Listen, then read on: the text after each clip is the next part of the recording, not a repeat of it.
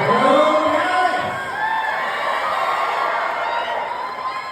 to have some fun tonight, and we're going to start off with a very special friend of mine, an amazing comic right here in Texas. Please put your hands together for Doug Miller, everybody.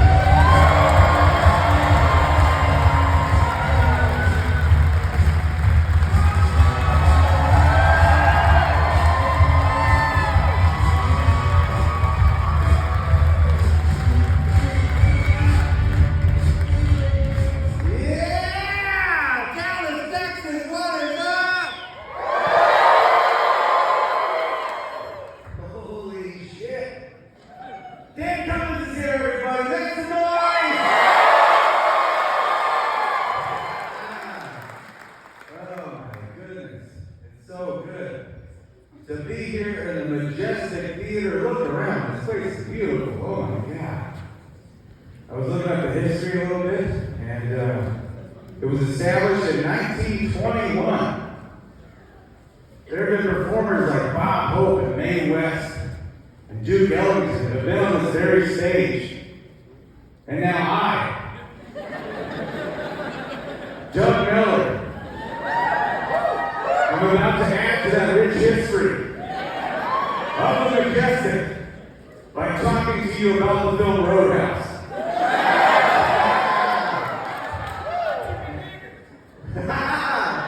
I knew there would be some Roadhouse fans too. I already love that guy. If you haven't seen the film Roadhouse, the best film of all time. The 1989 masterpiece stars Patrick Swayze in his prime, sporting the greatest mullet the universe has ever known, while he wears the most denim a human can possibly wear. And basically, quick plot synopsis, he goes around ripping guys' throats out of bars. That's pretty much the film. If you haven't seen it, you've now seen it. But you should seriously check it out after the show. It also happens to feature some of the best writing in cinematic history. I don't know why you're laughing.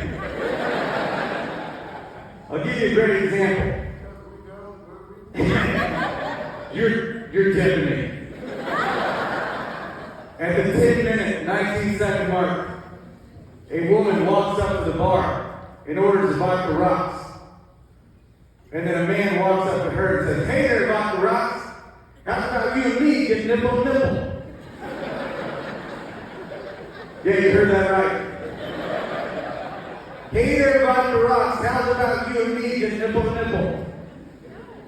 That was in the movie. A screenwriter went to school. He wrote that. And then executives who also went to school sat around the table in Hollywood, watched that on film, and they were like, "Yeah, that stays in the picture. That's going to win us an Oscar." Now, my wife and I quote this film all the time, particularly that line. At this point in our lives, saying, "Hey there, vodka rocks, how about you and me get nipple nipple?" That's like saying, "I love you," or "Good morning." And a few months back, my wife was walking to pick up her car from the mechanic a few blocks away, and I happened to be driving by at this time. I do a U-turn, pull up next to her, and I yell out the window, "Hey there, vodka rocks! That's not you and me, get nipple nipple." I say this to her so much, it doesn't even register. She just gets in the car, and we go about our day. Until a few hours later, she starts cracking up, and I'm like, "What is so funny?" And she was like, "There were other people on the sidewalk when you said, 'Hey there, vodka rocks. How's about you and me get nipple nipple?'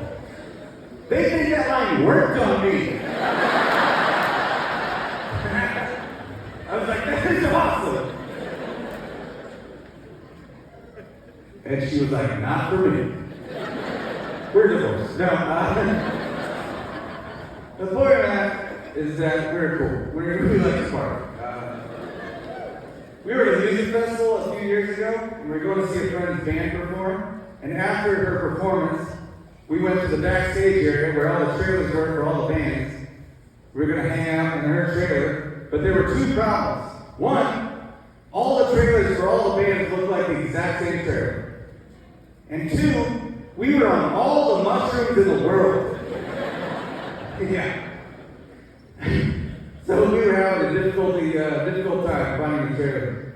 At one point, we think we found the trailer. We're about to walk in. Our friend, who's in the band, reaches for the door of the trailer, and then she gasps and jumps backwards.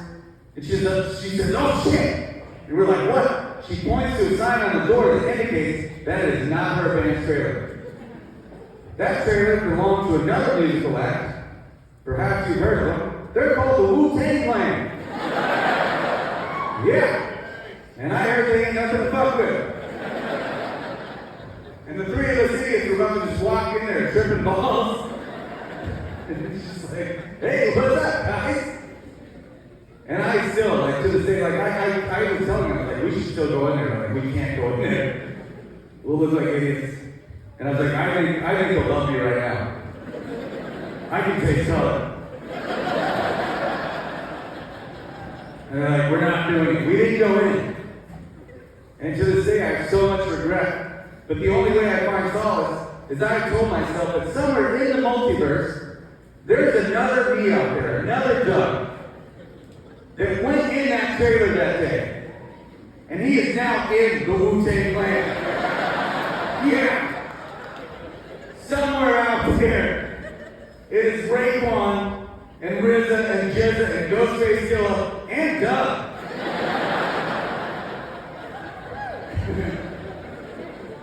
That guy's living my best life.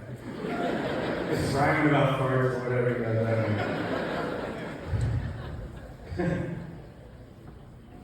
I was at an airport recently, and keep in mind, it was 6 a.m. I'm not a morning person. There was a cute little girl at the airport. She was playing peekaboo with me, and at one point I asked her parents, I was like, "Hey, what is your daughter's name? She's so cute."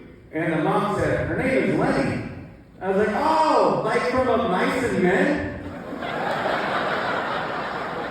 Yeah, some of you are readers. And you know that was a terrible thing for me to say. It was early. I hate the morning. I was like, "Oh, like from that book where that guy was so dumb they felt sorry for him and they murdered him at the end?" And he was so dumb he kept accidentally killing rabbits. That guy? Lenny. Yeah. Anyway, have a good day. Gotta catch a flight. See you never. You know. I can see the wheels turning in the mother's head like we have ruined our daughter's life. We didn't think it's true. They for sure had a conversation later that day. Like we're going to call her by her middle name. Now, come here, Miss Beth.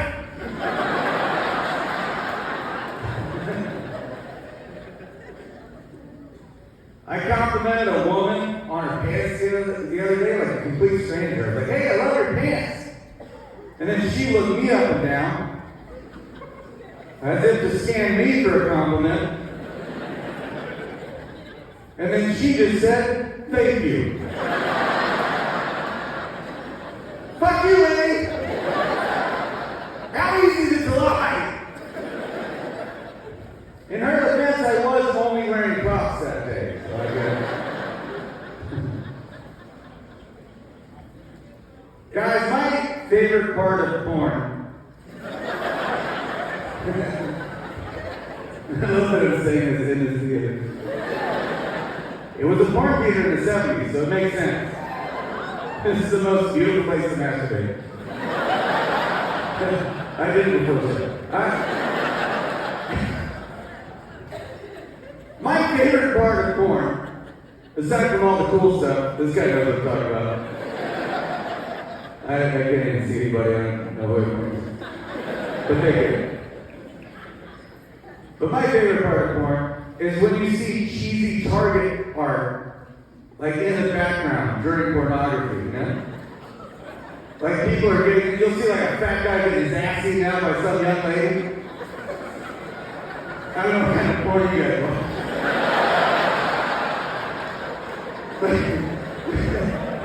But I had it myself. But then, on the wall it just says, "Don't be afraid to be great." And you're like, they aren't afraid. They're doing it. They are great.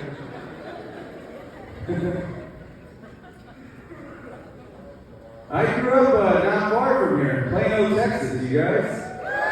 Yeah. That's not the best response, really. If you're from Plano, it's terrible. But, guys, the year I graduated, we were known as the heroin capital of the world. Yeah. 22 students overdosed the year I graduated. 22. And the real sad part, we didn't even have a good jazz scene, you guys. Duke Ellington would have appreciated that joke. He was on the stage. Whenever I take a shit upstairs in a building, I like to say to myself, that's the next level shit.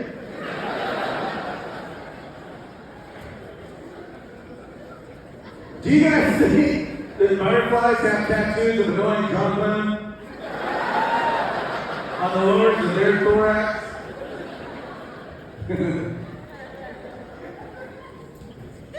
How many of you know who Richard Gere is? Anybody? All right. Some of you know. If you don't know who Richard Gere is, he was a very mediocre actor that had a lot of success in film in the 90s. Best known film-wise for the hit film Pretty Woman, starring opposite Julia Roberts. But who here knows what he's actually best known for? Terrible? I heard a lot of terrible. I heard some answers. Nobody's wrong. Everybody's right. It's however you heard the story. Now, those of you that don't know who he is, you're very confused. Here's what happened. When Richard Gere's career took off, something else took off.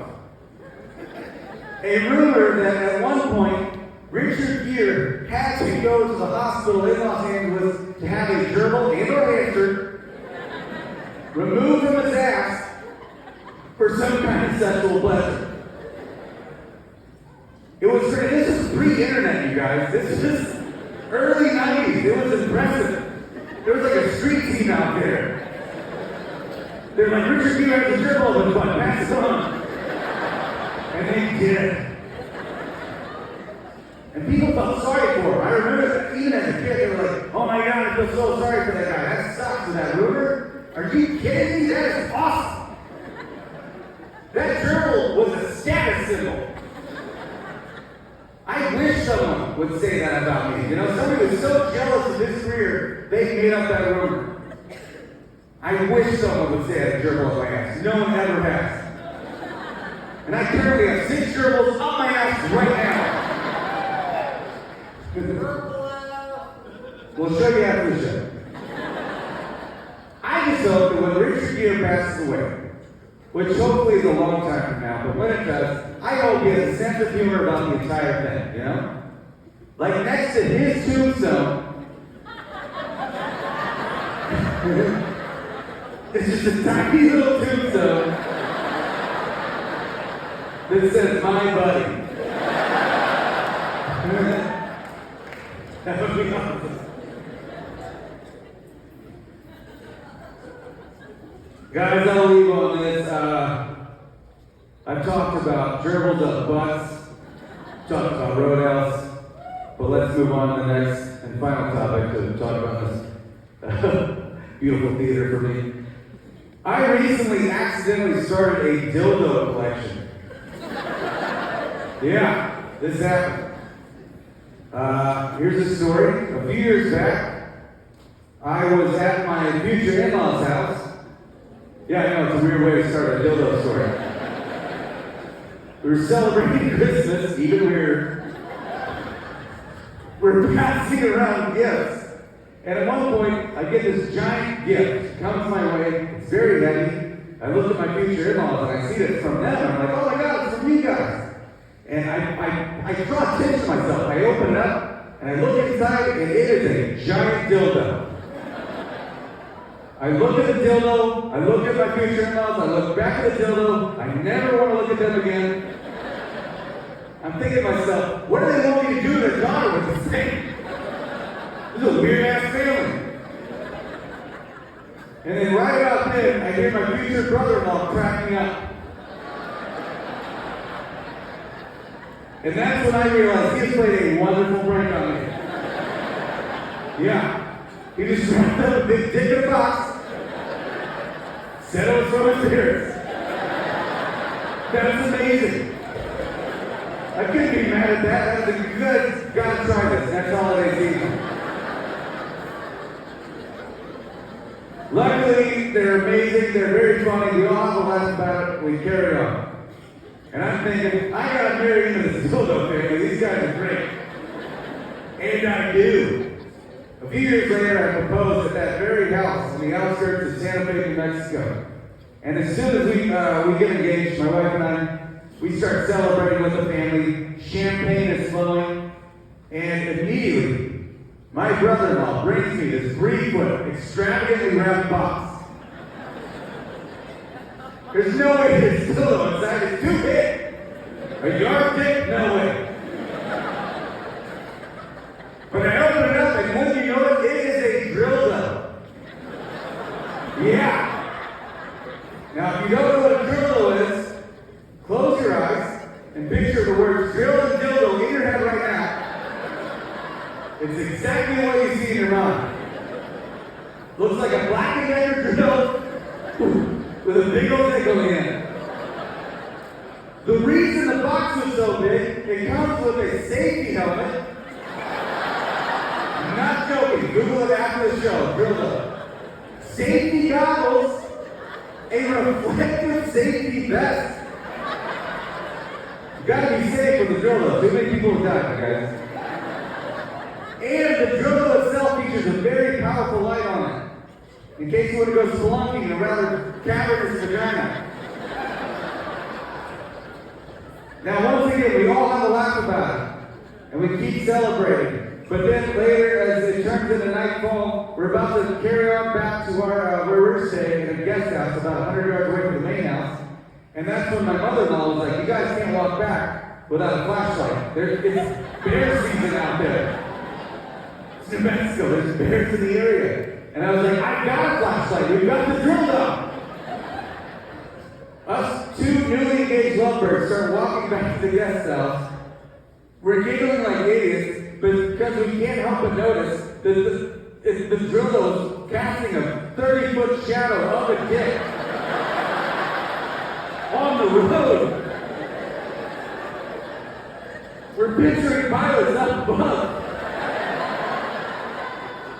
announcing to their passengers, if you look out the left-hand side of the plane, you will see why they call New Mexico the land of enchantment.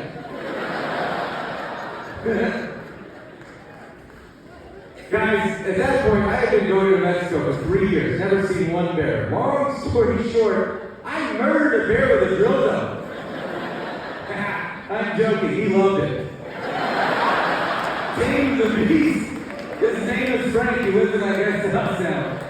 Hey, that's it for me. I'm done. Are you guys ready to get started? It's the man, the man you're here to see. I want you guys to go absolutely ape. You know, from scared to death.